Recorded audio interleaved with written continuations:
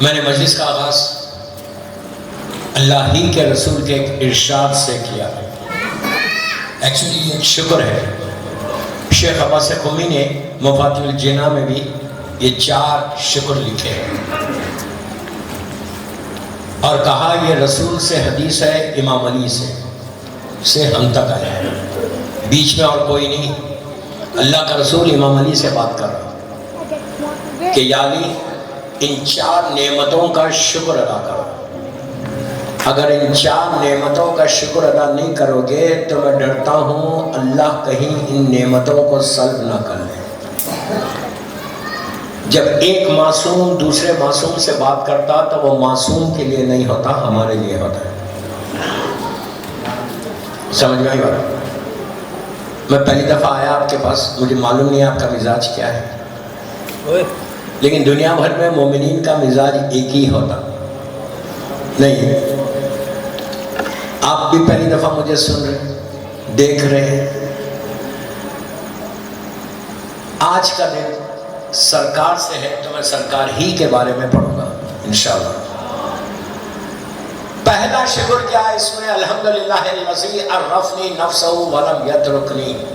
اللہ کا رسول بول رہے ہیں کہ روز صبح اٹھ کے اللہ کی بارگاہ میں تھینک یو بولو، شکر ادا کرو کہ اللہ نے تم کو صحت کے ساتھ اٹھا دیا. ہو سکتا تم اٹھ نہیں سکتے صبح میں، رات میں سوئے تھے بڑے آرام کے ساتھ، لیکن جو اٹھے ہو تم اپنی طاقت سے نہیں اٹھے، اس کی طاقت سے اٹھے. بولتے ہوئے چلے، اپنی طاقت سے نہیں اٹھے. یہ مت سمجھو کہ یو آر سمارٹ. ہماری ساری اسمارٹنس یہیں رہ جائے گی اگر وہ کچھ ہلا دینا ہم کو. پہلا شکر ادا کرو صبح اٹھ کے، ویری سمپل. اپنی زبان میں بولو، اردو میں بولو، انگلش میں بولو، گجراتی میں بولو، جو زبان آتی ہے. ایک جملہ بولنا، ایک جملہ. مفاتیح میں بھی ہے اور اللہ کا رسول بول رہا اور کوئی نہیں بول رہا. اور جب بھی شکر کوئی چیز کے لیے تم ادا کرتے تو اللہ تمہاری نعمتوں کو بڑھا دیتا. اگر پریشان ہو تو پریشانیاں دور ہو جاتی ہیں. یہ بھی یہ معصومین کا طریقہ ہے. ہمارے پورے معصومین ہر لمحہ شکر ادا کرتے. سید الساجدین 500 سجدے کرتے تھے ایک دن میں. 500 ہم ایک نہیں کرتے. شکر کے سجدے. پہلا شکر ایک شکر ایک مجلس سے. غور سے سنیں، اللہ کا رسول کہہ رہا ہے کہ صبح اٹھ کے شکر ادا کرو کہ اللہ تیرا شکر ہے کہ تم نے مجھے صحیح سلامت اٹھایا. دوسرا شکر کیا ہے؟ الحمدللہ الذی جعلنی من امت محمد صلی اللہ علیہ وآلہ. کہ یہ شکر ادا کرو کہ اللہ نے تم کو امت محمدی میں پیدا کیا. پلیز پلیز پلیز آپ کو آج ایک کمپلیٹ میسیج دے کے جاؤں گا جو میرا طریقہ ہے. امت محمدی میں پیدا کیا. اللہ کا شان کبھی ادا کرتے ہیں؟ اللہ چاہتا تو عیسیٰ نبی کی امت میں پیدا کر سکتا تھا، عیسائی ہو جاتے. یہ موسیٰ نبی کی امت میں پیدا کر سکتا تھا، کسی کی بھی امت میں کر سکتا تھا. خاطر مطلق امت محمدی میں پیدا ہونے کے جو سب سے بڑا فائدہ ملا اپنا وہ ولایت امیر المومنین ملی. آزاداری تمہارے حصے میں آئی، علی کی محبت تمہارے دلوں میں آئی. اس کو کوئی چھوٹی نعمت مت سمجھو، یہ سب سے بڑی نعمت ہے جو اللہ نے تم کو دی ہے.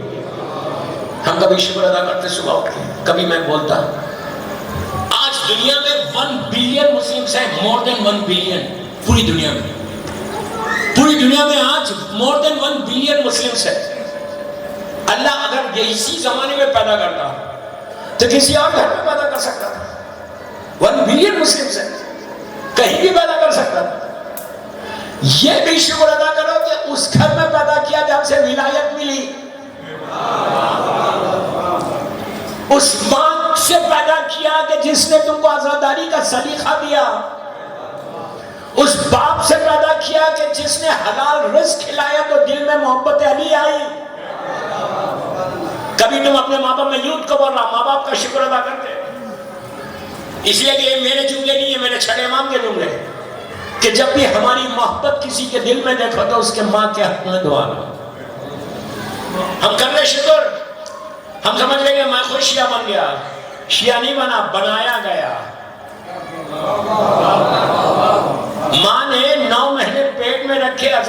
سکھائی، ولایت سکھائی، اپنی اسمارٹنس سے نہیں آئے، ماں کی وجہ سے آئے۔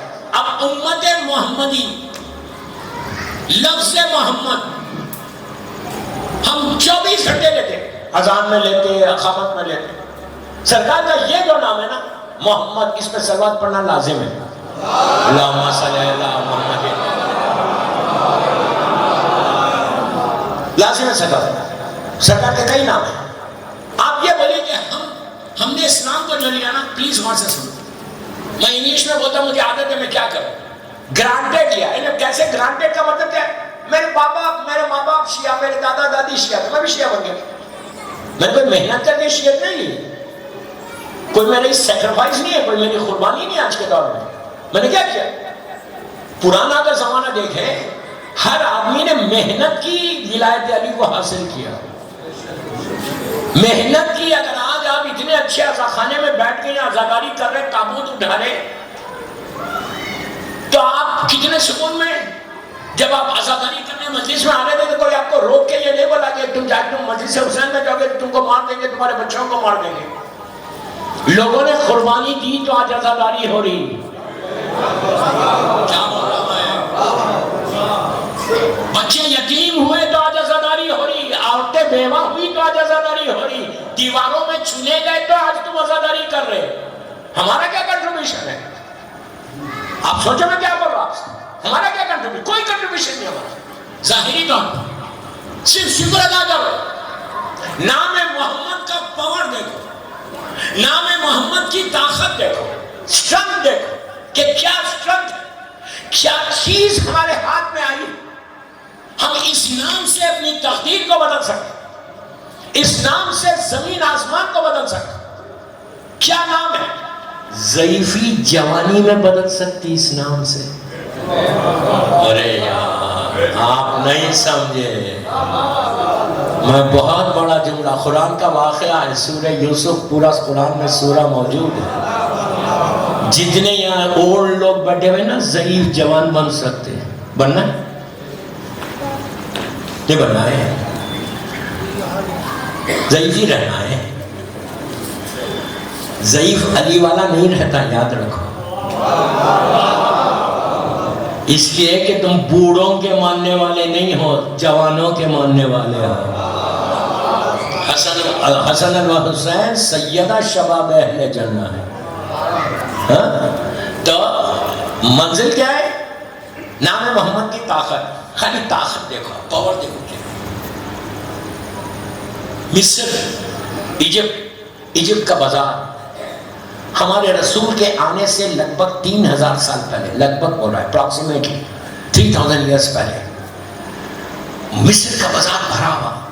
میں پورے پہلے کے واقعات چھوڑ رہا ہوں۔ نبی یوسف پرائم منسٹر بن گئے، وزیر اعظم، وہ اپنی سواری کے اوپر پورے پروٹوکول کے ساتھ، پرائم منسٹر پورے پروٹوکول کے ساتھ، پلیز غور سے سنو، وہ مصر کے بازار سے گزر رہے، بھرا ہوا بازار، ان کے کانوں میں کسی خاتون کی، بوڑھی عورت کی آواز آنے لگی، یوسف یوسف یوسف یوسف۔ نبی یوسف پڑھ لے، دیکھا ایک بوڑھی عورت، اولڈ لیڈی، 60-70 سال کی، کچھ عورتوں کے ساتھ کھڑی ہوئی ہے، ہاتھ میں عصا ہے، ایسے معلوم ہو رہا کہ آنکھوں کی روشنی بھی بہت کم ہے، زبان پہ ایک ہی تسبیح ہے، یوسف یوسف یوسف یوسف۔ نبی یوسف نے اپنے گھوڑے کا رخ ادھر موڑا، خرید گئے، پہچان لیا، کہا زلیخا کیا حال ہے تیرا؟ تو اس نے کہا کہ یہ خدا کی شان ہے کہ بادشاہ کو فقیر بنا دیا، قیدی کو بادشاہ بنا دیا۔ نام محمد کی طاقت دیکھنا، نام محمد کی طاقت دیکھنا کہ تم کیا کر سکتے یہاں پہ، اس دنیا میں تم کیا کر سکتے اس نام سے۔ کہا یہ خدا کی شان ہے۔ تو اس کے بعد کہتی ہے زلیخا، یوسف تیرا حسن ایسا تھا کہ اس وقت ہم سب تیرے حسن کے دیوانے تھے، تم اتنے حسین ہو یوسف، تم اتنے خوبصورت ہو۔ اب میں ایک بات یہاں روک کے بولوں، اگر میری کوئی تعریف کرے یہاں میں کہ تم بڑے ہینڈسم ہو، بڑے سمارٹ ہو، تو میں تو کھڑا ہو جاؤں گا، کہوں گا اور کرتے رہو مزار، کیا ہو رہا یار؟ نہیں، آج تک کسی نے میری اتنی تعریف نہیں کی، کوئی تو کر رہا تعریف، میں تو انجوائے کروں گا نا، کیا اور کرتے رہو کرتے رہو کرتے رہو۔ لیکن یہ کبھی تھا، وہ جب تعریف کرنے لگی تو یوسف نے کہا کہ ٹھیک ہے زلیخا کا دربار میں آنا۔ دوسرے دن دربار بھرا ہوا، 2-2.5 ہزار آدمی دربار میں بیٹھے ہوئے۔ زلیخا اپنے ساتھیوں کے ساتھ، کافرہ ہے، عورتوں کے ساتھ اندر آئی۔ آنے کے بعد یوسف نے وہی جملہ کہا، کیا حال ہے تیرا؟ تو وہی جملہ اس نے دہرایا کہ خدا کی شان ہے، بادشاہ کو فقیر بنا دیا، فقیر کو بادشاہ بنا دیا۔ پھر پلٹ کے دربار میں ان کی تعریف کرنے لگے، تم اتنے حسین، تم اتنے ہینڈسم، تم اتنے خوبصورت۔ جب مسلسل تعریف کر رہی تھی یوسف کی تو یوسف نے 1 منٹ روکا، روک کے کہا زلیخا تم میری کیا تعریف کر رہی؟ کاش تو آخری نبی جس کا نام محمد ہے اس کے حسن کو دیکھے گی تو کیا بولے گی؟ ایک جملہ بولا، صرف نام محمد، زلیخا کے کانوں سے ٹکرایا۔ 2-2.5 ہزار سال پرانی بات، اس کے بعد رسول آیا، زلیخا نے ہمارے رسول کو دیکھا نہیں، صرف نام سنا ایک پہلی مرتبہ، جیسے ٹکرایا دل میں محبت پیدا ہوئی۔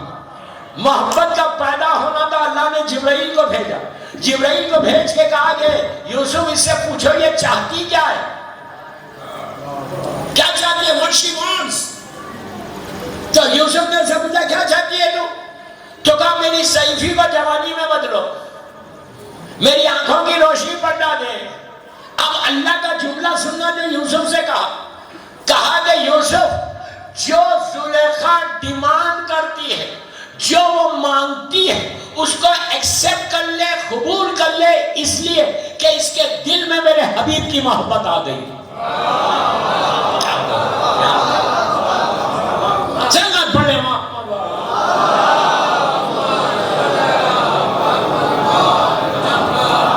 صرف نام محمد پر اللہ نے محبت میں، اللہ نے زلیخا کی سیفی کو جوانی میں بدلا، آنکھوں کی روشنی پڑھا دی۔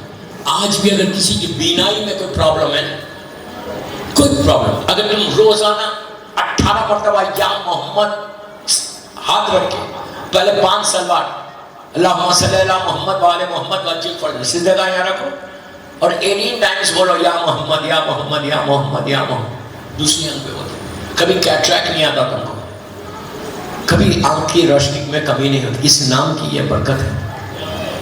اگر تم نام محمد لو، اس کے بعد اللہ نے ایک چیز کی کہ اس نام کے صدقے میں ان کی زندگی کو بدلا۔ اب میں یہ پوچھتا، ہم تو اذان میں بھی لیتے ہیں، اقامت میں بھی لیتے ہیں، ہم تو ان سے محبت کرتے ہیں، ہماری زندگی کیوں نہیں بدل رہی؟ ہماری زندگی کیوں نہیں بدل رہی؟ نام محمد کی طاقت ہے نا، اس نام کو کیش کرواؤ، رسول کی سیرت کے کچھ پہلو کو اپنی زندگی میں لے کر آؤ۔ میں کچھ بول گیا دوستو، ہم صرف کلمہ پڑھنے سے مسلمان تو ہو گئے، لیکن سیرت رسول کا کون سا پہلو میرے زندگی میں؟ کلمہ تو پڑھ رہے اپنے رسول کا، کون سی چیز ہم نے آج اخلاق پہ بات کرتا کہ رسول کے اخلاق کیا تھا؟ کیوں آج سب سے زیادہ پرابلم یہی ہے ہمارے معاشرے کا، پوری دنیا میں۔ سامنے تو ہم بہت اچھا مل رہے، سامنے والا سمجھ رہا ہے یہ میرا سب سے زیادہ چاہنے والا ہے، وہ ہٹا اور میں شروع ہو گیا، اس کے بارے میں وہ ایسا وہ ایسا وہ ایسا وہ ایسا۔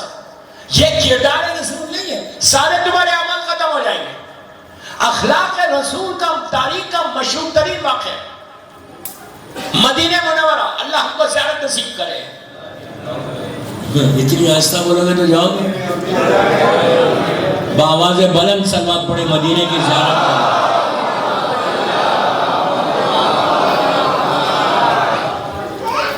سرکار کی زندگی کا بڑا مشہور صرف اخلاق رسول دیکھو، اسلام تلوار کی دھار پہ نہیں پھیلا، محمد اور آل محمد کے اخلاق پہ پھیلا۔ تو ہم بھی تو کچھ کوشش کریں، ہمارے اخلاق بھی تو بدلے۔ پہلی محرم سے آج 28 صفر ہو گئی، کتنا چینج آیا لائف میں؟ 2 مہینے میں چینج کیا آیا میری زندگی میں؟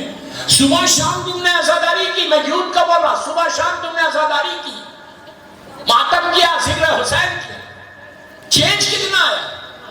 اگر ویسے ہی ہو اب تک 29 ذیلحجہ کی طرح، تو پھر عزاداری کا فائدہ کیا ہوا؟ کیا بول رہا میں، کیا بول رہا میں، کیا فائدہ ہوا؟ عزاداری کوئی پریکٹس ہے؟ عزاداری پریکٹس کا نام نہیں ہے، عزاداری چینج کا نام ہے۔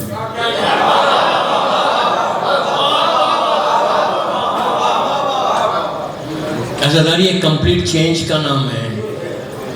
اتنا چینج آنا، ہر مجلس میں ایک چینج آنا، فکر بدلنا، سوچ بدلنا، اس کے بعد ہی عزاداری کا اثر ہوگا۔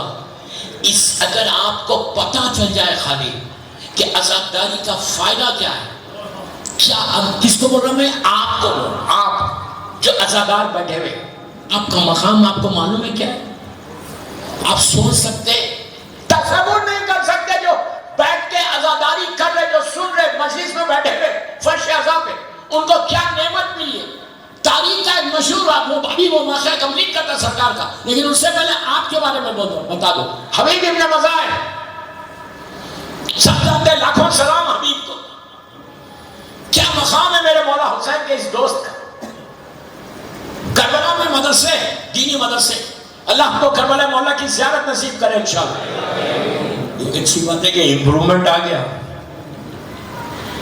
نہیں؟ Very good. طالب علم 2 اسٹوڈنٹس معصومین کے روزے میں، جیسے نجف اشرف ہے، جیسے کاظمین ہے، جیسے کربلا مولا، مشہد مقدس سیریا تھا، تو طلباء جو اسٹوڈنٹس ہیں وہ مدرسے ہوتے تھے، تو طلباء کیا کرتے؟ صبح میں پہلے حرم آتے، حرم آ کے سلام کرتے جس معصوم کے پاس ہے، پھر وہاں سے نکل کے اپنی اپنی کلاسز کو چلا رہے، کلاسز سویرے شروع ہوتے۔ اسی طرح کربلا میں غور سے سنو کہ تمہارا اسٹیٹس کیا، آپ کو اندازہ ہوگا۔ اس کے بعد میری بات سمجھ میں آئے گی کہ میں نے جو کہا کہ لائف میں چینج آنا، چینج آنا۔ تو 2 طالب علم، غور سے سنیں، جو 2 طالب علم مولا حسین کی زیارت کو ہے۔ مولا حسین کی زیارت کیسے؟ سامنے مولا کی زری کے ساتھ کی جو سرانہ ہے مولا، جس کو تحت خبہ بولتے ہیں۔ تحت خبہ یہ وہ جگہ ہے کہ جو لیڈیز میں بھی ہے، جینٹس میں بھی ہے، عورتوں میں بھی ہے، مرد میں بھی۔ وہاں سے علماء یہ کہتے ہیں کہ وہاں کی دعا فوراً عرش الہی پہ جاتی ہے۔ جہاں مولا حسین کا سر مبارک ہے، وہ گنبد کے نیچے کا حصہ، وہ زیارت کر کے بالکل چند قدم کے بعد لیفٹ پہ مڑ گئے، الٹے ہاتھ پہ وہاں حبیب ابن مظاہر ہے الگ سے۔ یہ طلباء زیارت کی، مولا حسین کو سلام کیا، سلام کر کے لیفٹ پہ مڑے، حبیب ابن مظاہر جا کے حبیب کی زیارت پڑھی، زیارت پڑھ کے ایک دوسرے سے بات کرنے لگے، ایسے جیسے کیجول بات کریں کہ حبیب کا بھی کیا مقام ہے، حبیب کا کیا سٹیٹس ہے۔ اس طرح حبیب کا جیسا مقام کسی کو مولا حسین نے نہیں دیا۔ حبیب کی لحد الگ بنوائی، پھر بول رہا بنوائی، آپ نے غور کیا؟ حبیب کی لحد کسی اور نے نہیں بنائی، چوتھے امام نے بنائی۔ ایک امام بنائے، حسین بنائے، امام زین العابدین بنائے، بات ایک ہے، مرضی امام۔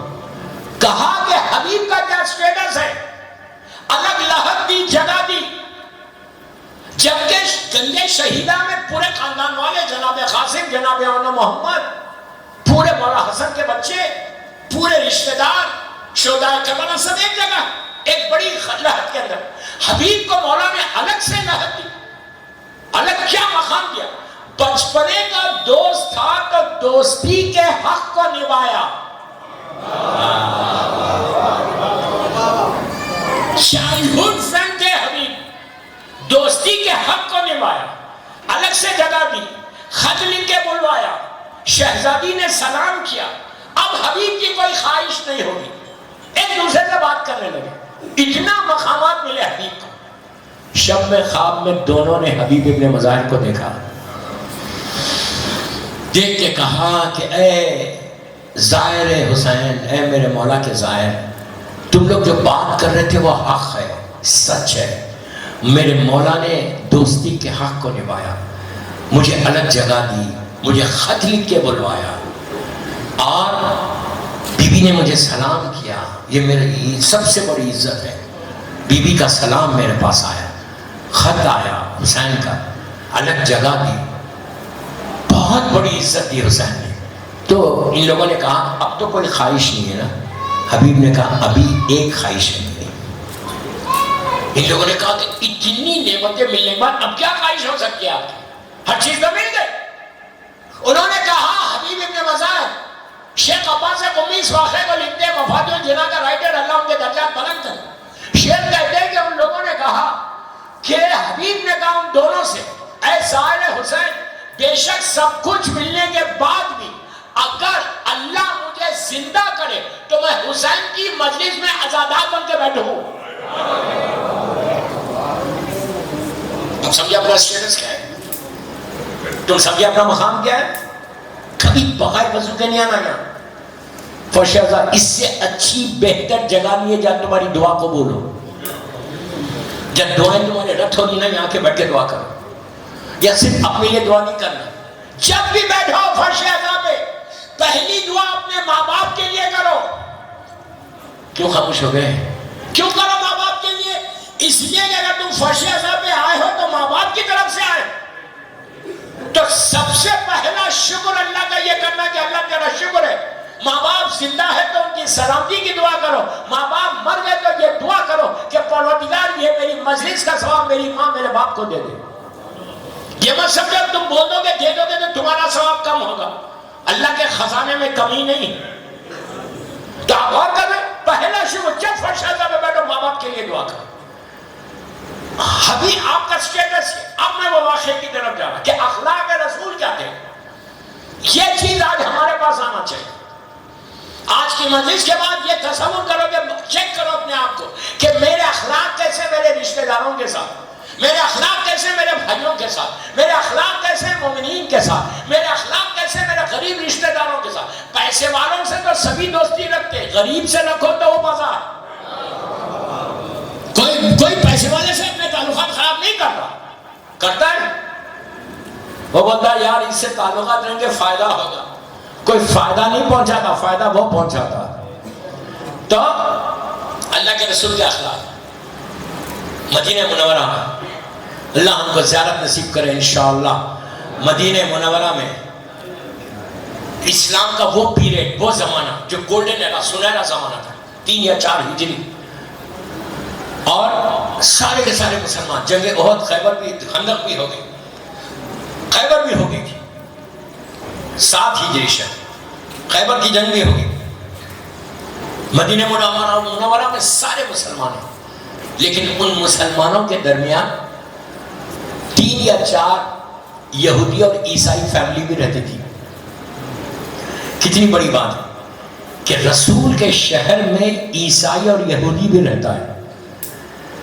خیبر میں جا کے نہیں رہتے، بڑے وہاں رہتے تھے. کیوں رہتے تھے؟ ان کو اتنا یقین تھا ٹھیک ہے ہم رسول کو نہیں مانتے، ٹھیک ہے ہم اللہ کو ان کے نہیں مانتے، لیکن ان کی پناہ میں رہیں گے، یہ کبھی ہمارے اوپر ظلم نہیں کرے گا.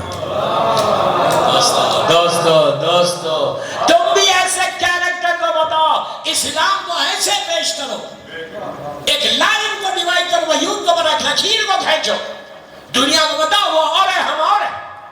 ہم صرف پیس کی بات کرتے، کسی کی بات نہیں کرتے، امن کی بات کرتے. آپ سوچو یہودی فیملی مدینے میں ہے اور اتنے سکون کے ساتھ کہ رسول کبھی ہمارے اوپر ظلم نہیں کرے گا. جزیہ دے رہے لیکن ہے. جیسے امام علی کا ایک خط ہے، لیٹر نمبر 53، نہج البلاغہ. پرابلم کیا ہے؟ نہج البلاغہ ہمارے گھروں میں سجی ہوئی کتاب ہے، ہم پڑھتے نہیں، سجا کے ضرور رکھتے ہیں. وہ سجانے کی کتاب نہیں ہے، پڑھنے کی کتاب ہے. آج نہج البلاغہ تمہارے ٹیلیفونز کے اوپر ہے، سارے جو اسمارٹ فونز ہیں اس میں پوری نہج البلاغہ ہے. میری خواہش ہے میرے یوتھ کو روز ایک پیج پڑھو. یا لیٹر نمبر 53، مولا علی کا لیٹر جو مالک اشتر کا امام نے لکھا تھا جب مصر کا گورنر بنا کے بھیج رہے تھے. عجیب لیٹر ہے دوستو. آپ کو معلوم یہ لیٹر نمبر 53 غور سے سنو. یو این او اردو میں کیا بولتے ہیں یو این او کو؟ اقوام متحدہ. آپ سمجھ رہے یو این او میں بول رہا ہوں؟ سب سمجھ رہے نا؟ جو نیو یارک میں یو این او ہے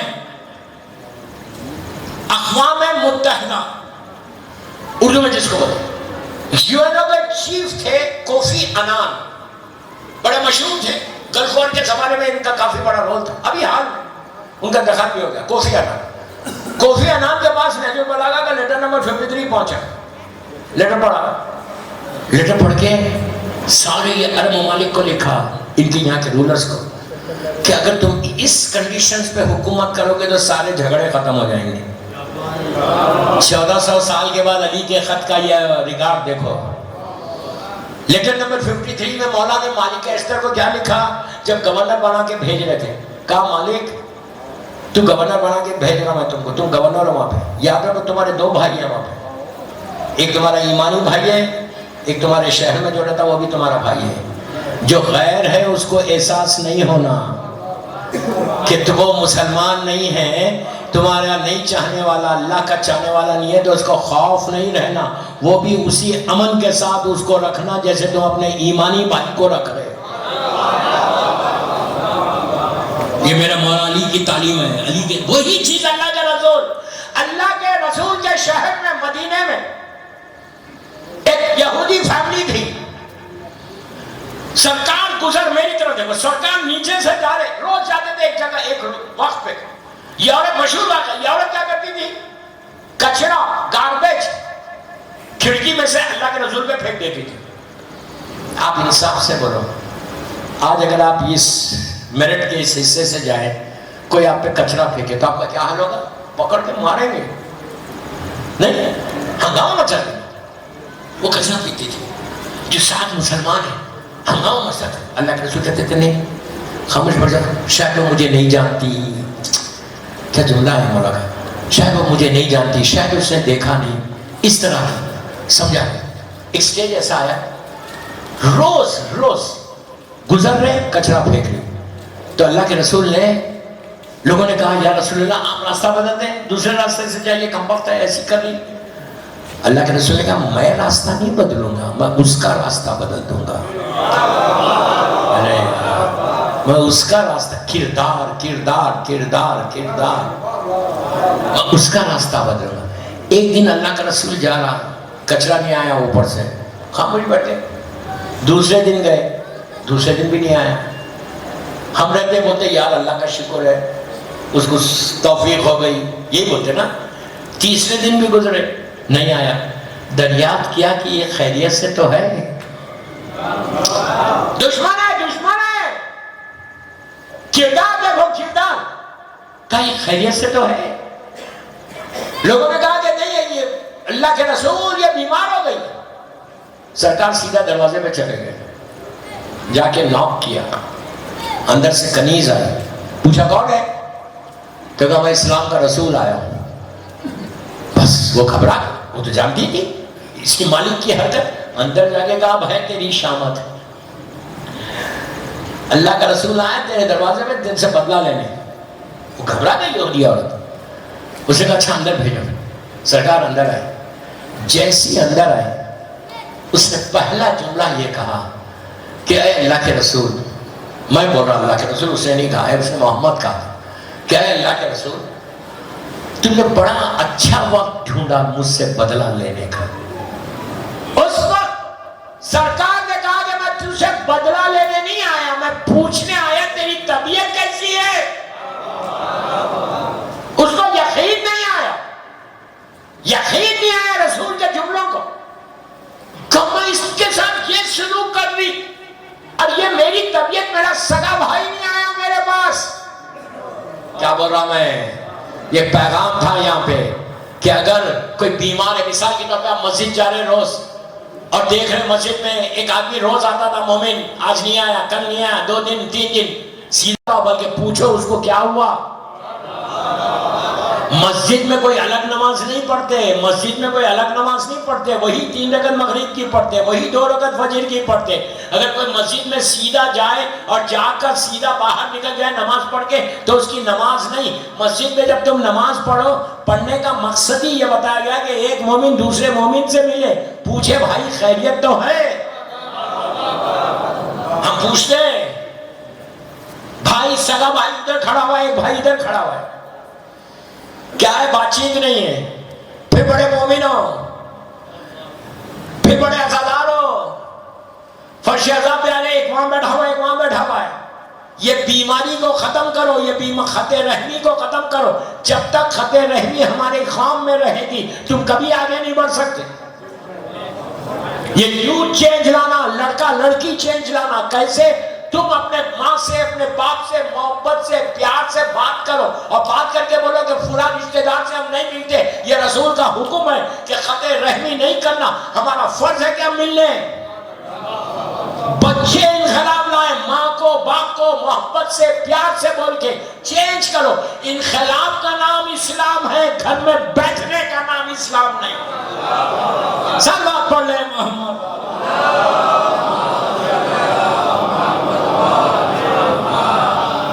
اس نے کہا کہ اسلام کے رسول، یہ جو اخلاق تمہارے ہیں یہ تمہارے پرسنل اخلاق ہیں کہ جو مذہب تم لے کر آئے ہو اس مذہب کی تعلیمات ہیں؟ آپ نے کہا جو مذہب لے کر آیا ہوں اس کی بیسک تعلیمات یہ ہے۔ تو اس نے کہا مجھے اب آپ کلمہ پڑھاؤ۔ دوستو سوچو جو دشمن ایسی تھی، صرف میٹھی زبان سے کلمہ پڑھ لیا، صرف میٹھی زبان سے ہمارے پاس آیا ہے۔ یہ صرف رسول کے اخلاق میں، سارے معصومین کے۔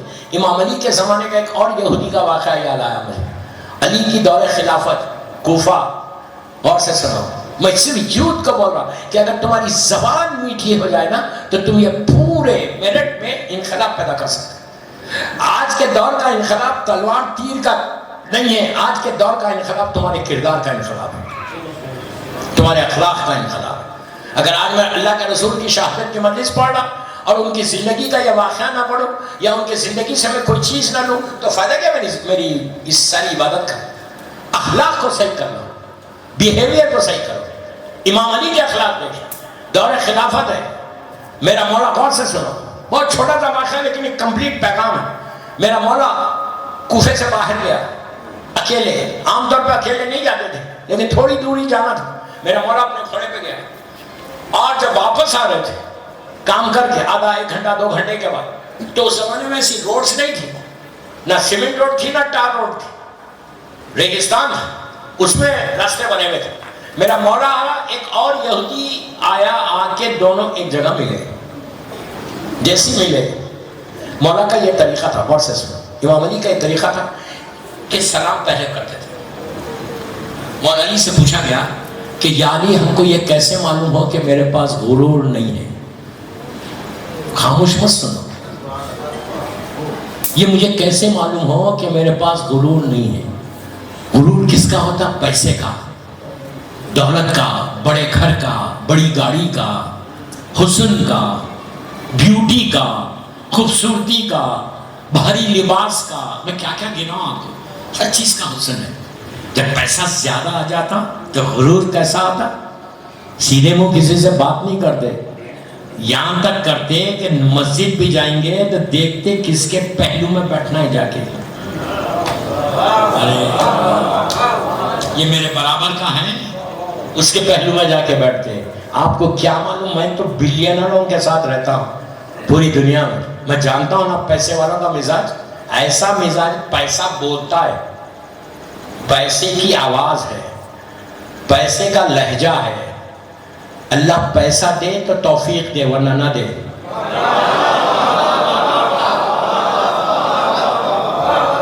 نہ دے، پیسہ نہ دے، توفیق دے تو پیسہ دے تو توفیق دے۔ اس لیے کہ اتنا پیسے کا غرور ہے نا کہ جب چھوٹی ماروتی گاڑی میں پھرنے والا مرسیڈیز میں پھرنے لگے تب آپ سوچو کیا حال ہوگا اس کا۔ وہ چلے گا زمین کے اوپر، ہوا میں چلتا ہے، ہوا میں چلتا ہے۔ تو یہ سارے وہ بیماریاں ہیں جس کو چھوڑنا ہے۔ یہ آیا مسجد میں جاتے تو دیکھتے کس کے پہلو میں بیٹھنا۔ اللہ نے ان پیسے والوں کے غرور کو توڑنے کے لیے کہا نماز پڑھ کے ذرا ہاتھ تو ملاؤ، مسافہ تو کرو۔ ہو سکتا ہے یہ غریب تھا تو تم نے باہر نہیں ملایا، اب نماز تمہاری اسی وقت قبول ہوگی جب اس غریب سے ہاتھ ملا گے۔ امام علی سے غور سے سنو، امام علی سے پوچھا گیا مولا یہ مجھے کیسے معلوم ہے کہ میرے پاس غرور نہیں ہے؟ مجھے کیسے معلوم ہے؟ مجھے نہیں معلوم کہ میرے پاس غرور ہے نہیں ہے۔ کیا جواب دیا مولا نے ایک جملے میں؟ راوی پوچھ رہا مولا میں کیسے چیک کروں کہ میرے پاس غرور اور تکبر نہیں ہے یا نہیں؟ اس لیے کہ غرور ہوگا تو میرے سارے اعمال ختم ہو جائیں گے۔ علی نے کہا جب کسی سے ملو تو سلام میں پہل کرو۔ کیا سنا، کیا سنا؟ سلام میں پہل کرو۔ آپ انصاف سے بولو، میرٹ میں تم غریب کو سلام کرتے ہو، پیسہ آنے کے بعد میں انتظار کرتا ہوں کہ وہ سلام کرے تو میں جواب دوں۔ ہاتھ بھی نہیں اٹھتا، اتنا وزن ہو گیا ہاتھ، سر سے آپ اشارہ کر دیتے ہیں۔ امام کہتے کہ غرور کو توڑنا ہے تو سلام میں پہل کرو۔ کیا بات ہے میرے مولا کی۔ غریب آدمی جب سامنے آئے نا پہلے تم سلام کرو اس کو، سلام علیکم بولو تو تمہارا غرور خود بخود ٹوٹے گا۔ اچھا امام علی ایسے نہیں تھے ہم جیسے، بولتے ایک کرتے ایک۔ ہم بولتے تو بہت اچھا ہے، practically we don't do anything. امام کا یہ طریقہ تھا کہ جو حکم دینے سے پہلے خود عمل کرتے تھے پھر بولتے تھے۔ تو یہ یہودی کے ساتھ ایسا ملے، دونوں اخلاق بتا رہا خالی، ایسا ملے راستے میں جیسے ملے علی نے پہلے سلام کیا۔ اچھا یہودیوں کا ڈریس جو ہوتا تھا، لباس وہ الگ ہوتا تھا، پہچانے جاتے تھے۔ مسلمانوں کا الگ ہوتا تھا، یہودیوں کا الگ ہوتا۔ مولا جانتے تھے کہ یہودی ہے، اس کا لباس نہیں بھی ہوتا تو علی جانتا۔ علی تو نسلوں سے واقف ہے نہیں؟ تو دونوں ملے، مولا نے اس کو دیکھ کے سلام علیکم کہا، غور سے سنو، اس نے جواب دیا۔ جواب دینے کے بعد اب بات چیت شروع ہوئی، امام نے بات کرنا شروع کیا۔ وہ کہتا ہے یار یہ کتنا خوبصورت لہجے میں بات کر رہے ہیں، یہ آخر ہے کون؟ اتنی محبت کے ساتھ ایک اجنبی کے ساتھ، وہ اجنبی بول کے مولا کو ایڈریس کر رہا۔ وہ کہتا ہے کہ ایسا دل بول رہا کہ اس کی آواز، اس کی زبان سنتے جاؤ، بڑا دل کو سکون مل رہا۔ آخر یہ ہے کون؟ اس نے پوچھا کہ اے اجنبی تم کہاں جا رہے؟ تو مولا نے کہا میں کوفہ جا رہا۔ امام نے اس سے پوچھا تو کہاں جا رہا؟ تو پورا مقام پہ جا رہا۔ اب دونوں باتیں کرتے کرتے کرتے ایک چورستے پہ پہنچے، گول چکر آپ کی زبان میں، صحیح بولا میں؟ گول چکر میں پہنچے، راؤنڈ اباؤٹ کے اوپر پہنچے۔ ایک راستہ اس کے مکان کی طرف جا رہا تھا، ایک راستہ کوفے کی طرف۔ تو جیسے ہی پہنچے اس نے مولا کو دیکھ کے مسکرایا، کیا میں ادھر بول رہا؟ علی نے اس کو دیکھ کے مسکرایا، دونوں رکے، اس نے علی کو دیکھ کے اسے مسکرایا، مڑ گیا اپنی طرف، بس مڑ گیا۔ وہ چند قدم آگے بڑھا تو اس کو احساس ہوا کہ کوئی پیچھے آ رہا، پکڑ کے دیکھا میرا مولا آ رہا، وہ رک گیا، رک کے کہنے لگا کہ اے اجنبی تم کو کوفہ جانا نہیں ہے؟ یہ کوفہ نہیں جاتا راستہ بھول گئے کیا؟ علی نے کہا میں بھولنے والوں میں نہیں ہوں۔ دیکھو غرور کا ایک لمحہ نہیں ہے اس میں۔ علی نے کہا یہ نہیں کہا کہ تجھے کیا معلوم، مجھے سب راستے معلوم ہیں، یہ نہیں کہا میں بھولنے والوں میں نہیں ہوں۔ تو کہا پھر یہ تو کوفہ نہیں جا رہا، اب سننا اخلاق ہے علی، یہ جملے نے اس کی زندگی کو بدلا۔ علی نے کہا کہ میں بھولنے والوں میں نہیں، تو کہا پھر کیوں آ رہے ادھر؟ تو کہا میں اسی لیے چند قدم تیرے راستے پہ آیا کہ تو میرے ساتھ اتنی دیر سے ہم سفر تھا، تو میرے ساتھ ساتھ چل رہا تھا، تو میں نے چاہا کہ تیرے راستے پہ چل کے تھوڑی دور آگے بڑھ کے خدا حافظ بولوں۔ اس نے علی کو ایسے دیکھا، دیکھ کے کہا یہ اس زمانے میں ایسے اخلاق کا کوئی بندہ ہو؟ پوچھا یہ بتاؤ اجنبی تمہارا نام کیا ہے؟ تو امام نے کہا میرا نام علی ابن ابو طالب ہے۔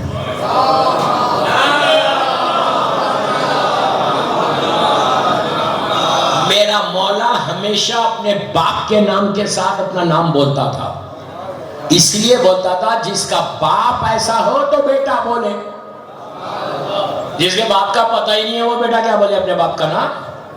میرا مولا ہمیشہ اپنے بابا کے نام کے ساتھ تعارف کر۔ جیسے ہی علی نے کہا میں علی ابن ابو طالب ہوں تو یہودی کو یقین نہیں آیا۔ یہودی نے کہا کون علی؟ تم علی ہو؟ امام نے کہا کہ ہاں۔ کہا کون علی؟ اسلام کے خلیفہ؟ علی نے کہا کہ ہاں میں اسلام کا خلیفہ ہوں۔ کہا علی تم ہو؟ امام نے کہا ہاں میں علی۔ کیا میں نے کیا سنا تھا تمہارے لیے؟ کیا پایا تم کو؟ یہ کردار ہے تمہارا، یہ اخلاق ہے تمہارے؟ یہ بتاؤ یہ تمہارے پرسنل اخلاق ہے یا جس دین کے تم خلیفہ ہو اس کے اخلاق ہے؟ تو کہا نہیں اسلام کے یہ اخلاق ہے۔ تو کہا علی اب مجھے کلمہ پڑھا دے۔ آپ نے غور کیا صرف اخلاق نے لوگوں کے دلوں کو بدلا ہے۔ یہی چیز تم یہاں پیدا کرو، میں یوتھ کو بول رہا یہی چیز تم یہاں پیدا کرنا، یہی چیز اپنی زندگیوں میں لانا۔ تم سکول جاتے، تم کالجز جاتے، تم ڈیفرنٹ کمپنیز میں کام کرتے، تم کو وہاں جا کے یہ بولنے کی ضرورت نہیں ہے کہ تم کس مذہب سے تعلق ہے تمہارا۔ میں لڑکوں کو لڑکیوں کو بول رہا، کالجز جا رہے، سکول جا رہے، تم کو یہ ضرورت نہیں ہے بولنے کی کہ کس مذہب سے تعلق ہے تمہارا۔ تمہارے اخلاق سے اچھے ہو جانا، تمہاری زبان اتنی میٹھی رہنا کہ تمہارے دوست پوچھنا یار تم کتنے آنیسٹ ہو، کتنے ایماندار ہو، کتنی اچھی زبان ہے، یہ بتاؤ کس مذہب سے تعلق ہے تو بولو علی والا ہو۔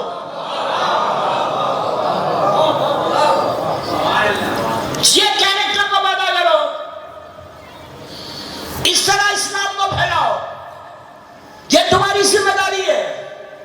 خالی بیٹھے اور چلے گئے یہ ذمہ داری نہیں ہے۔ چینج کیا لا رہے اپنی لائف میں، اپنی لائف سے دوسروں کی طرف کیا لے کے جا رہے؟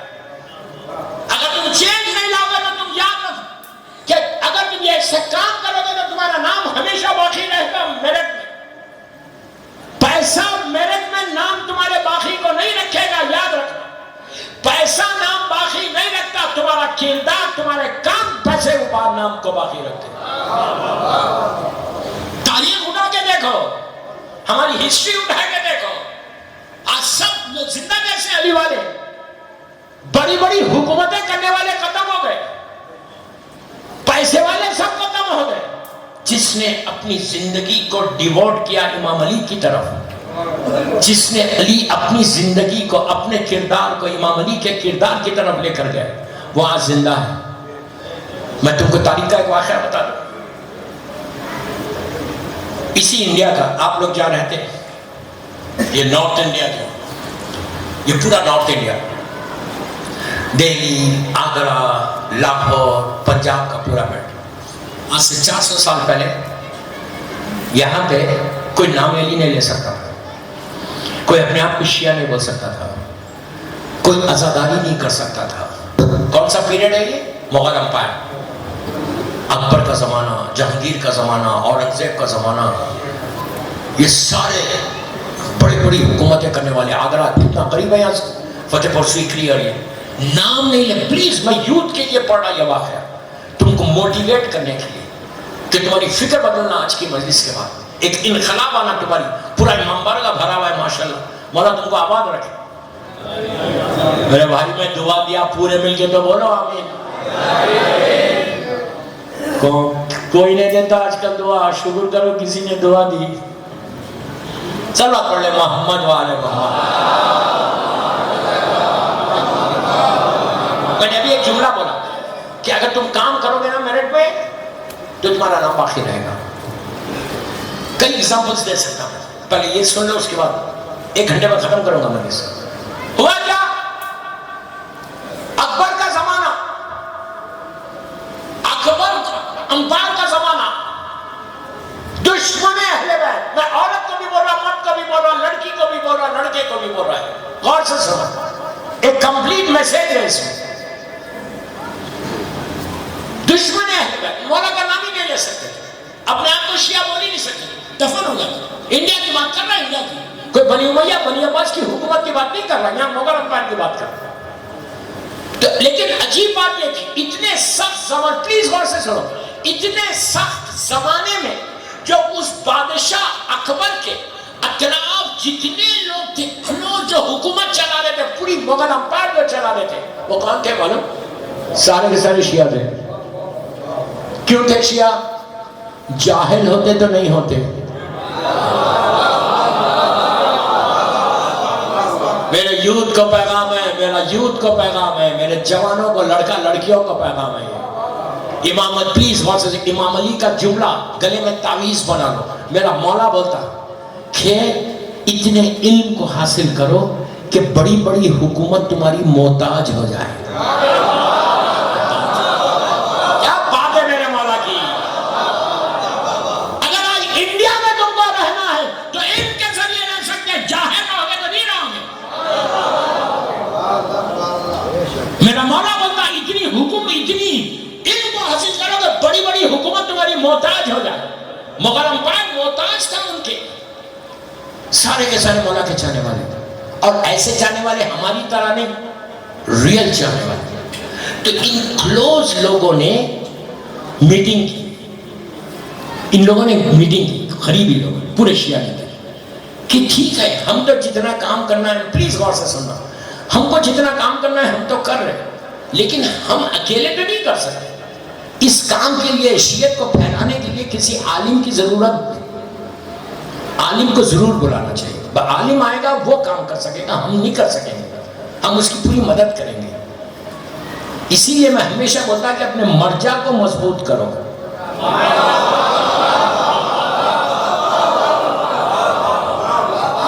مرجعیت کو مضبوط کرو۔ اگر مرجعیت ویک ہو جائے تو ہم تباہ ہو جائیں۔ آج ہمیشہ اپنے مرجع کی عزت کرو، ان کے باتوں میں مت آؤ، جاہلوں کے۔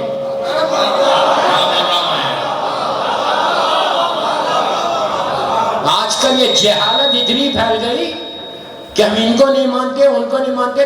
خدا کی شان تم اپنے آپ کو دیکھو، اور جو 70 80 برس دینی تعلیم حاصل کر کے اتنی موٹی موٹی کتابیں لکھ کے اپنی ساری قربانیوں کو دے کے شیعت کو مضبوط کر رہے، تم نہیں مانتے۔ تمہارے نہیں ماننے سے ان کی مرجعیت پہ فرق نہیں پڑنے والا۔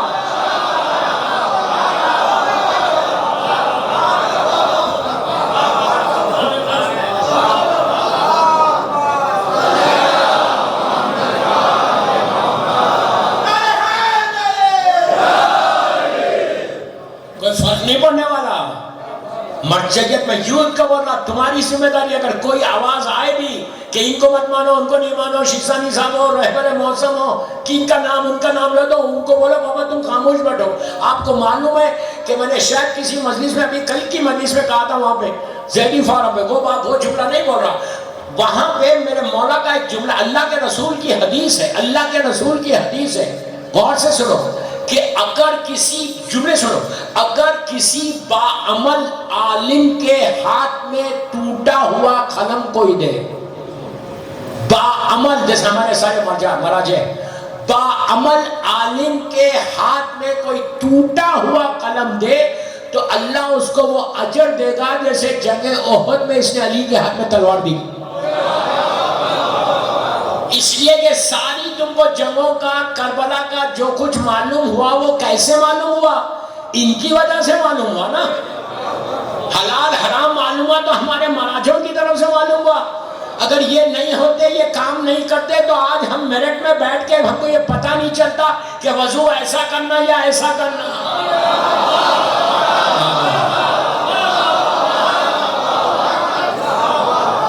کس نے بتایا؟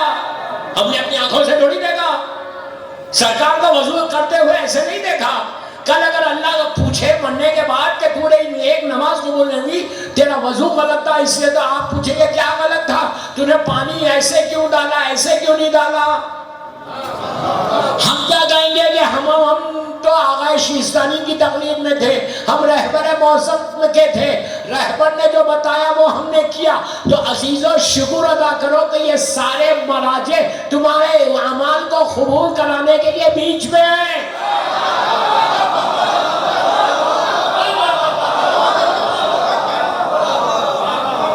تمہاری نمازیں قبول کرا دے، تمہارا حج و عمرہ قبول کرا دے.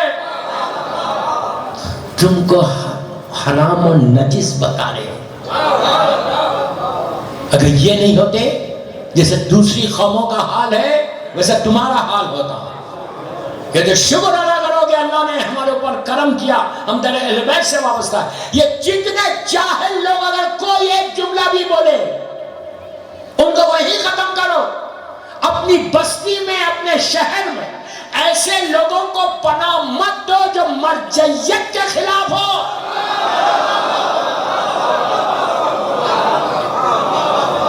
صلوات پڑھ لے محمد آل محمد.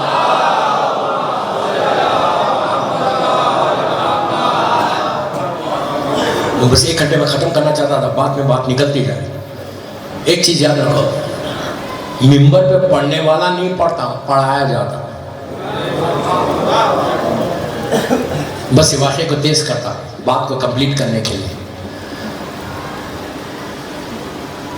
انہوں نے کہا کہ ہم نہیں کر سکتے، شیعت کا ہم نہیں پھیلا. کتنی فکر تھی کہ شیعت پھیلے، کتنی بڑی بات.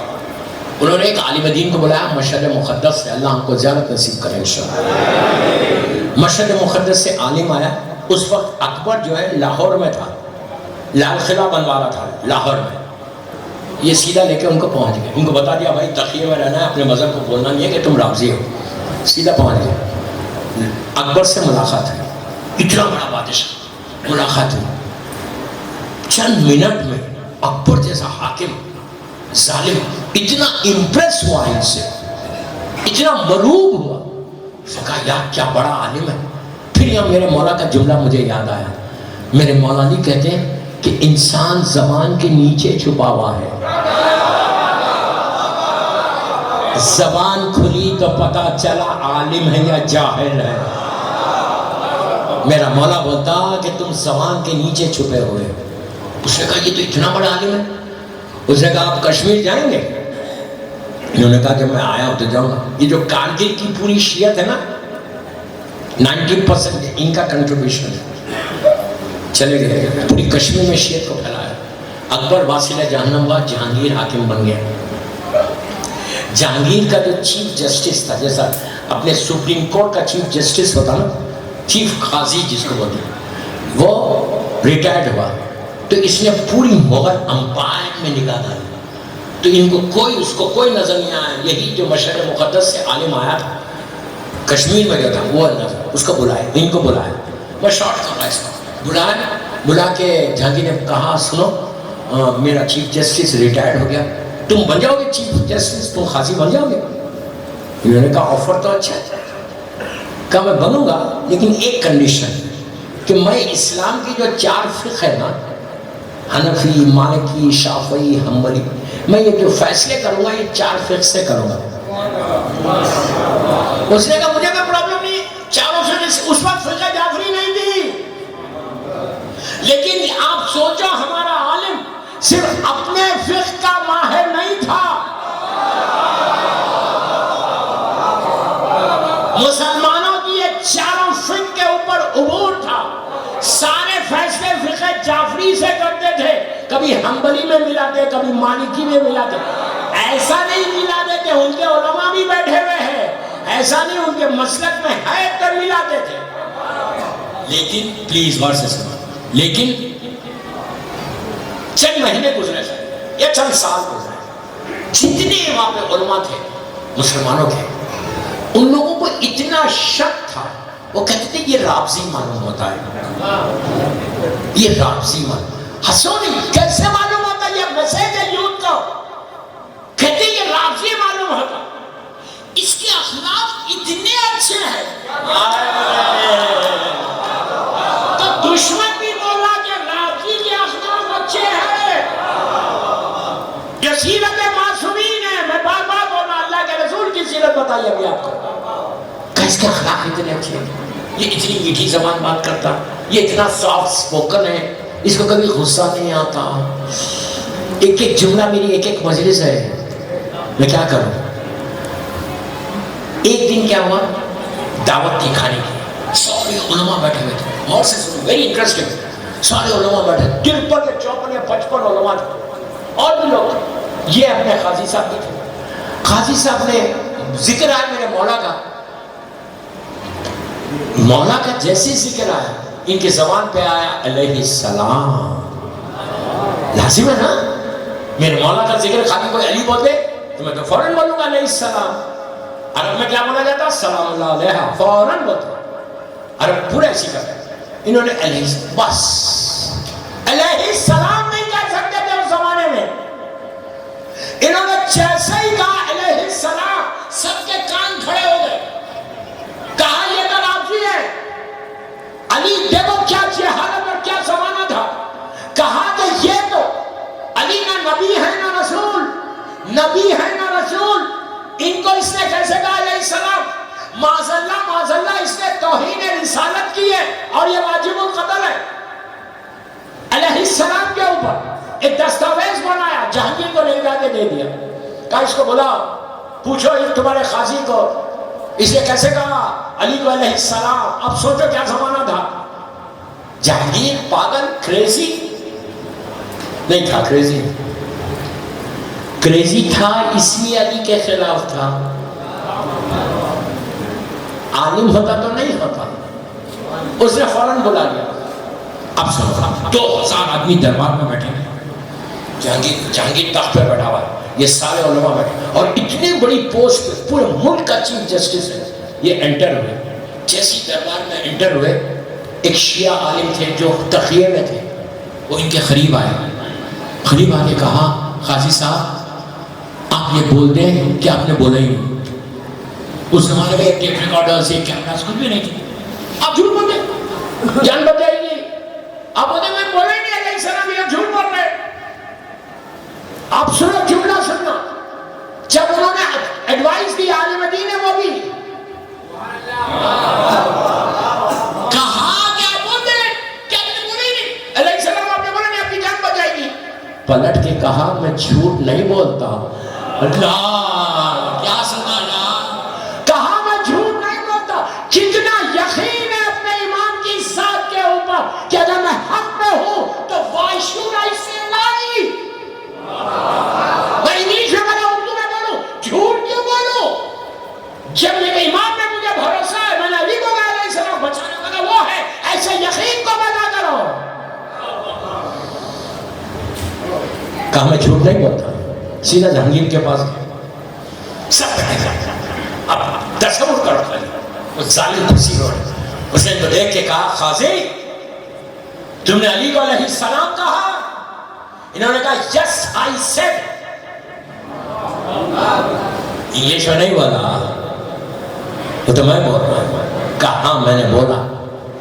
تو کہا تم نے کیسے بول دیا علی کو علیہ السلام؟ علی نہ نبی ہے نہ رسول، تم نے معاذ اللہ توہین رسالت کی، تم واجب القتل ہو، تم واجب القتل ہو، میں تمہیں خبر کر دوں گا۔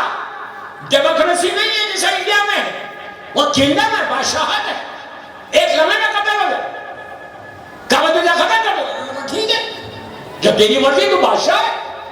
میں نے کہا علی علیہ السلام، بس دوستو پلیز غور سے سنو، دربار میں سکتہ چھایا ہوا، خاموشی، جہانگیر نے کہا میں تجھے خبر کر دوں گا، یہ سر پر دیوار کے خاموش کھڑے ہو گئے، ایک اہل سنت کا شاعر کھڑا ہوا، شاعر، اس نے کھڑے رہ کر ہاتھوں کو جوڑ کے جہانگیر سے کہا اے بادشاہ وقت، میرا ایک شعر سن لے، صرف ایک شعر، 2 مصرے بس، 2 مصرے سن لے، اس کو بعد جو فیصلہ کرنا ہے کر دے۔ جہانگیر نے کہا اچھا بولو کیا ہے؟ اب پورے میری طرف دیکھو، میری طرف دیکھو، look at me, look at me, پورے اہل سنت کے علماء سب ایسے اس کو دیکھ رہے، شاعر کو، 400 سال پرانی شاعری، پلیز غور سے سنو، اس شعر نے ان کو بچا لیا۔ کھڑے رہ کے اس نے کہا 400 سال پرانی شاعری، آج کی شاعری میں 2 مصرے، ایک شعر ہے چھوٹا سا۔ اس شاعر نے یہ اہل سنت کے جو علماء، مسلمانوں کے علماء بیٹھے ہوئے تھے، ان سے کہا کہ یہ بتائیے کہ کیا یہ رسول کی حدیث ہے کہ یا علی لحموں کا لحمی یا علی دموں کا دمی.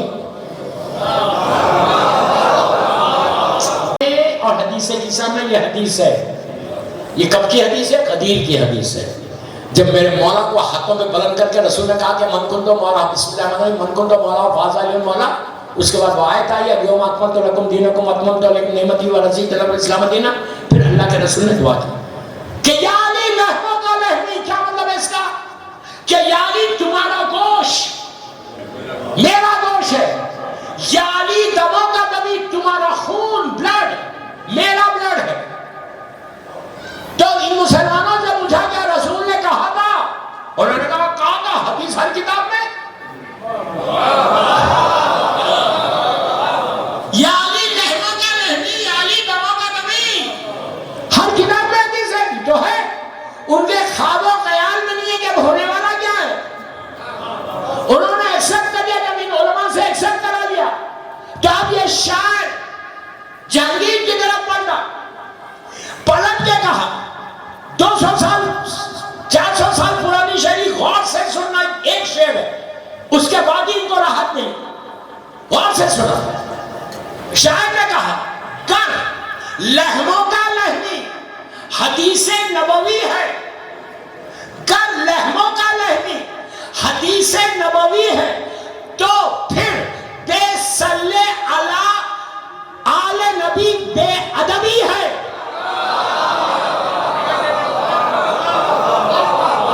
شاعر کہتا ہے کہ اگر رسول یہ کہہ رہے کہ لحموں کا لحمی، اب اگر علی کو کوئی علیہ السلام نہیں کہتا تو اس میں توہین علی نہیں ہے، توہین رسالت ہے.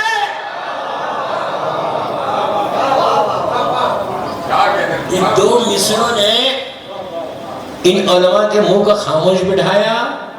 جہانگیر نے پلٹ کے کہا نو یو کین گو بیک،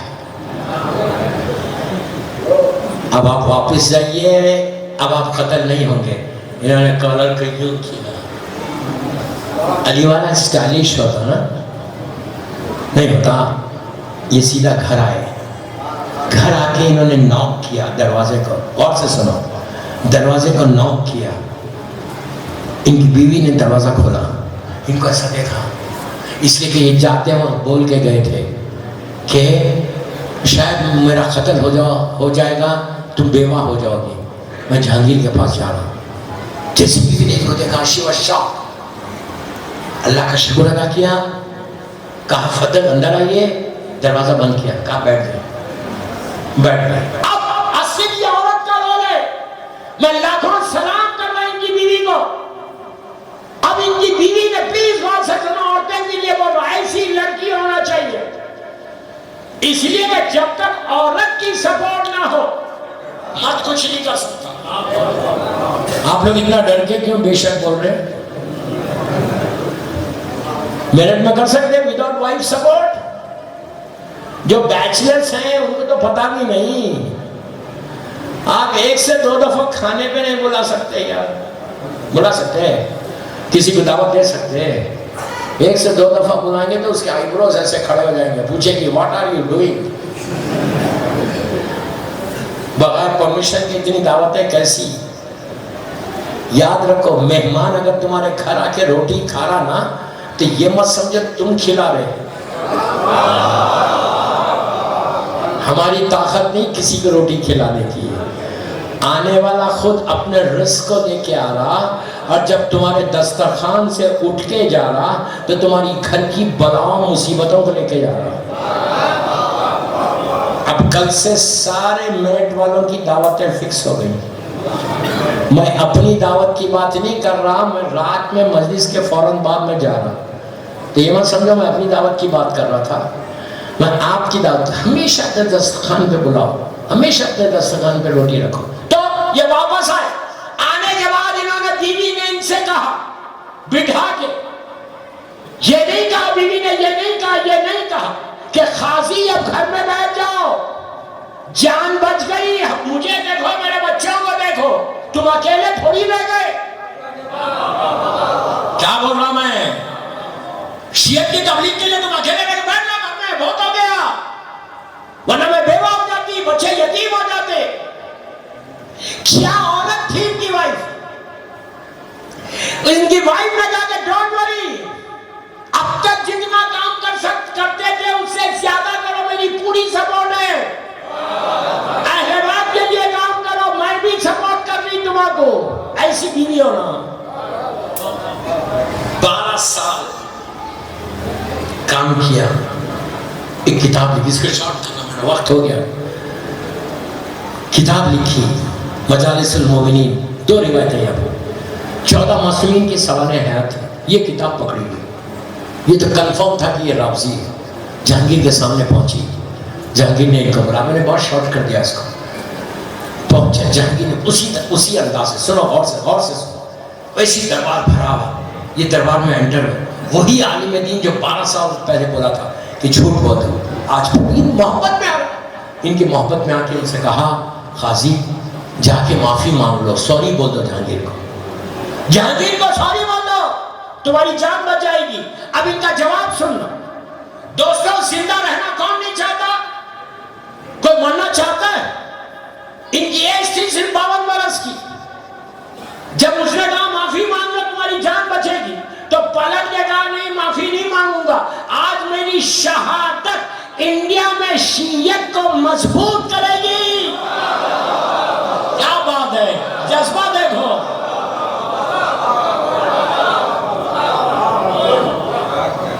میری شہادت انڈیا میں شیعت کو مضبوط کرے گی۔ اب وہی ہوا، کیا جذبہ ہے سیکریفائس کا، قربانی کا جذبہ دیکھو، شیعت کو پہنچانے کا جذبہ دیکھو۔ آج 1% ہمارے پاس نہیں۔ جہانگیر نے کہا کتاب تمہاری؟ انہوں نے کہا یس میری کتاب ہے۔ کہا تم رابضی ہو؟ انہوں نے کہا یس میں رابضی ہوں۔ کہا یار قاضی تم تو اتنے نیک انسان ہو، کہا شیعہ ہی نیک ہوتا، تم اتنے ایماندار ہو، تو کہا علی والا ہی ایماندار ہوتا۔ اس نے کہا لیکن I'm sorry جانا قاضی، میں تم کو قتل کرا دوں گا۔ کہا میں راضی ہوں، میں بڑی آسانی سے پڑھا، آپ سن رہے، کہنے لگا میں تمہیں پھانسی دوں گا، تمہاری زبان کاٹوں گا، تمہارے پیٹھ پہ 100 کوڑے ماروں گا۔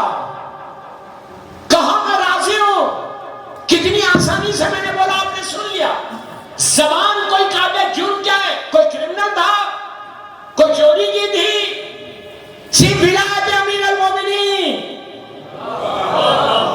علی کی محبت کو، شیعت کو مضبوط کرنا۔ میں صرف اس لیے پڑھا کہ تمہارے دلوں میں وہ جذبہ پیدا ہونا، تمہارے لبوں میں وہ چیز آنا، دعا کرنا کہ مولا give me chance also، ہم کو بھی موقع دو کہ ہم بھی دین کی خدمت کریں۔ عزیزو، ان کی زبان کاٹی گئی، ان کو پھانسی دیا گئے، 40 کوڑوں میں یہ شہید ہو گئے، 60 کوڑے ان کی لاش پہ لگا، اتنے بڑے پوسٹ پہ ان کی لاش کو کچرے میں ڈال دیا گیا۔ آج 400 سال ہو گئے، کون زندہ ہے؟ جہانگیر کو کوئی نہیں پوچھتا، آج قاضی نور اللہ شریف زندہ ہے۔ کون زندہ ہے؟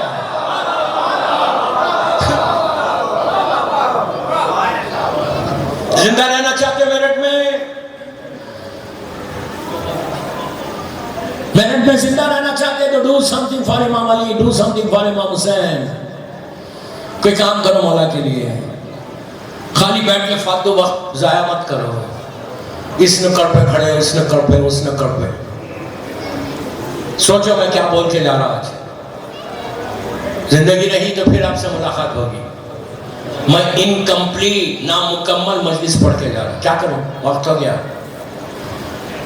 انشاءاللہ پھر کبھی زندگی رہی تو آپ سے ملاقات ہوگی، مولا تم کو آباد رکھے۔ میں نے صرف یوتھ کے لیے پڑھی ہے مجلس، جوانوں کے لیے، کہ آج کی رات جب گھروں پہ جانا، اپنے نرم تکیے کے اوپر سر رکھ کے لیٹنا ایئر کنڈیشن میں، تو 5 منٹ سوچنا عابد بالرمی نے کیا کہا، پھر اپنی زندگی کو دیکھو کہ اب تک میری جو بھی لائف گزری اس میں نے امام حسین کے لیے یا مولا علی کے لیے کیا کام کیا۔ سوچو میں کیا بول رہا۔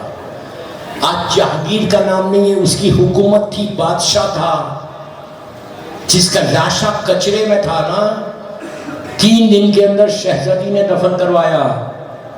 آج ان کا مزار ہے، لاکھوں لوگ ہر مذہب و ملت کا جاتے ہیں قاضی کے مزار پہ، دعا مانگتے فیض حسینی جاری ہے. جہانگیر کو آج کوئی نہیں پوچھتا. دیکھ لیا آپ نے کام کرنے کا نتیجہ. امام کے لیے کام کرو گے تو یہ سٹیج ہے تمہارا. قاضی نور اللہ شوستری شہید صالح زندہ ہے. جہانگیر اندھیروں میں چلا گیا, زندہ ہے.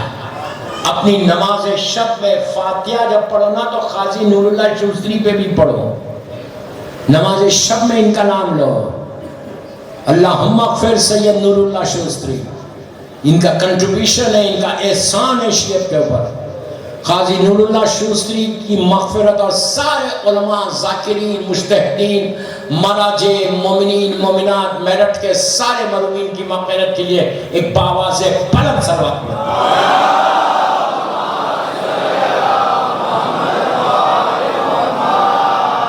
بس دوستوں میں کیا کروں, وقت ہو گیا. میں آپ سب کا شکر گزار ہوں. اتنا بڑا مجمع پورا امام بارگاہ بھرا ہوا ہے. میرا یوٹ میرے ساتھ ہے. اللہ تم کو سلامت رکھے, خوش رکھے. آج کا دن قیامت کا دن تھا. اتنی تمہید کی ضرورت بھی نہیں تھی, لیکن صرف پیغام کو پہنچنا تھا, اس لیے میں نے یہ تمہید باندھی. یہ وہ دن کہ میری بیوی زہرا یتیم ہو گئی. آہستہ رونے کا دن نہیں ہے.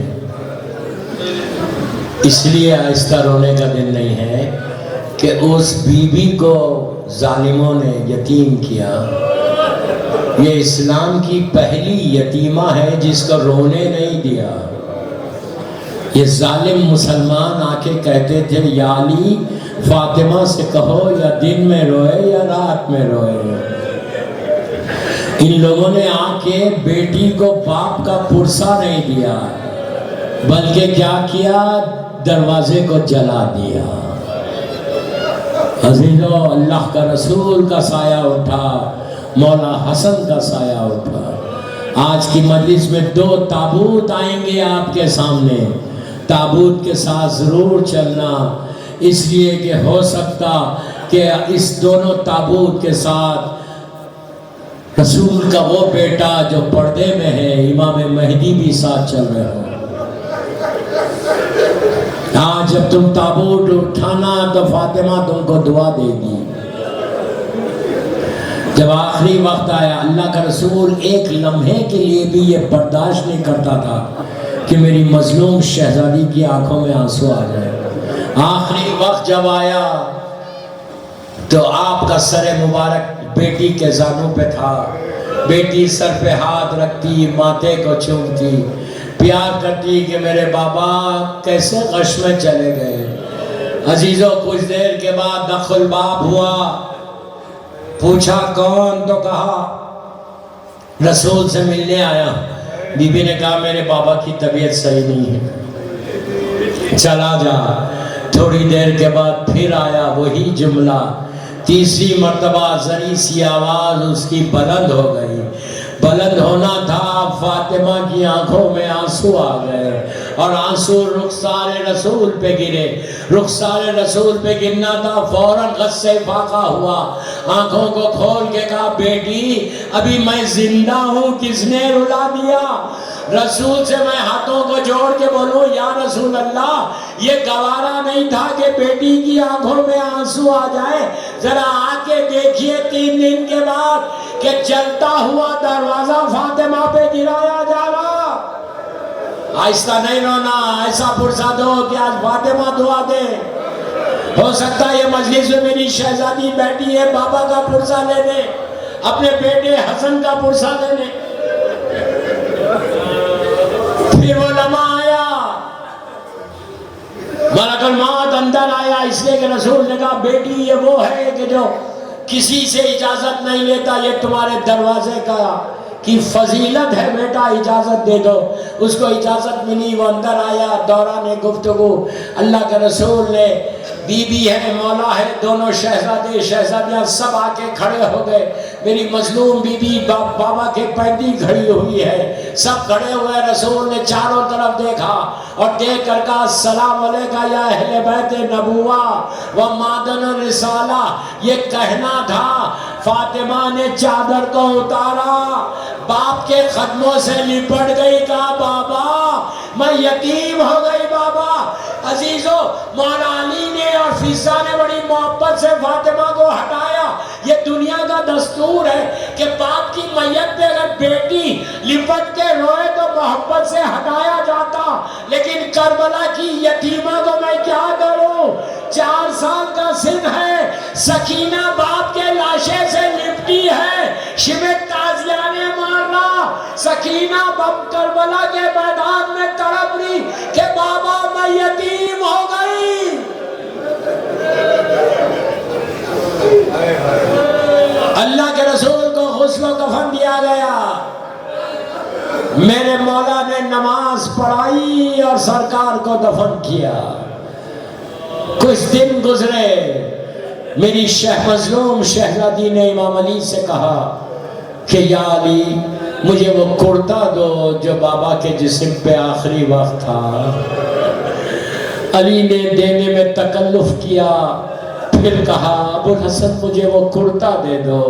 عزیزو، جب نہیں دیا، تکلف کر رہے تھے، تو فاطمہ نے کہا ابو الحسن میرے حق کا واسطہ میرے بابا کا کرتا مجھے دو. جیسے ہی مولا نے کرتا دیا، بی بی نے چیخ مار کے رویا، کرتے کو چہرے پہ ڈال کے کہا بابا کہاں چلے گئے بابا.